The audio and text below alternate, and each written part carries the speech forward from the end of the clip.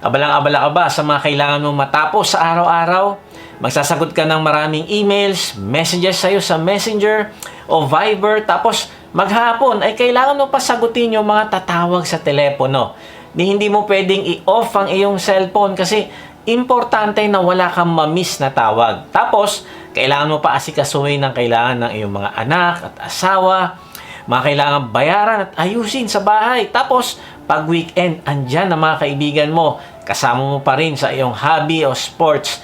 Tapos, may Bible study ka pa. At pinapangunahan na discipleship group. At pag Sunday, may ministry ka pa at marami pang ibang schedule at activities na naglalaban-laban sa iyong oras. Now, paano mo aayusin ang mga ganitong bagay para magkaroon ka ng balance sa buhay? Paano mo i-handle ang pressure ng iyong boss para gawin yung pinapagawa niya sa iyo? Tapos, paano mo gagawin ng sabay din yung pinapagawa naman sa iyo ng iyong asawa? Tapos ito pa, may kahilingan din ng iyong mga anak. O kaya kung ikaw ay estudyante, ang daming kailangan tapusin sa eskwelahan. Tapos, andyan pa ang iyong mga kailangan gawin sa church kasi ikaw yung kanilang inaasahan.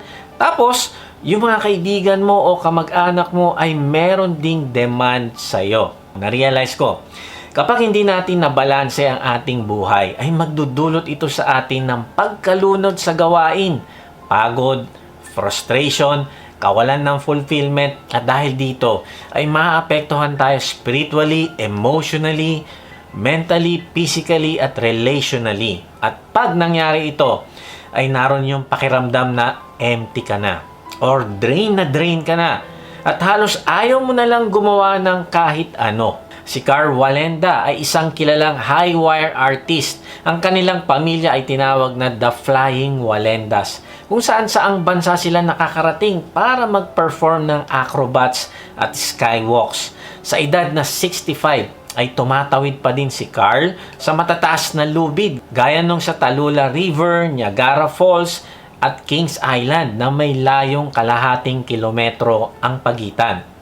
Kaya lang, noong March 1978, habang siya ay nagpe-perform sa Puerto Rico, ay nahulog siya at namatay sa edad na 73. Namatay siya hindi dahil sa kanyang katandaan. Hindi din siya namatay dahil sa lakas ng hangin. Kung hindi merong problema ang mga ginawang wire na tatawirin niya. At dahil dito ay nawala ang kanyang balanse at namatay. Na-realize ko, ang pagkawala ng balanse ay pwedeng makamatay. At hindi lang sa mga skywalk. Kung hindi, ang kawalan ng balanse ay pwedeng pumatay ng mga relasyon, pwedeng pumatay ng trabaho, pwedeng sumira ng marriage, pagkakaibigan, reputasyon, at pwedeng pumatay ng iyong testimony bilang Kristiyano. Na-realize ko din na ang paraan mo ng paggamit ng iyong limitadong oras ay ang importanteng desisyon na pag-iisipan mo talaga araw-araw. Bakit? Kasi ang bawat magiging desisyon na gagawin mo ay pwedeng maglayo sa iyo sa Diyos at sa purpose niya.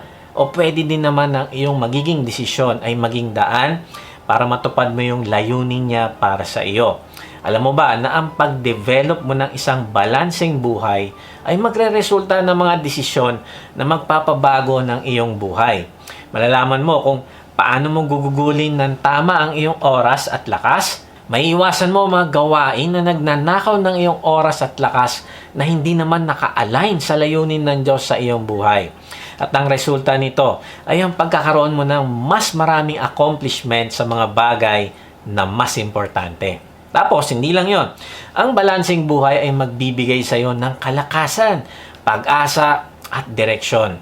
Ito yung pag-uusapan natin ngayon. Kaya tapusin mo ang mensahe na ito upang magkaroon ka ng fulfillment sa lahat ng area ng buhay mo.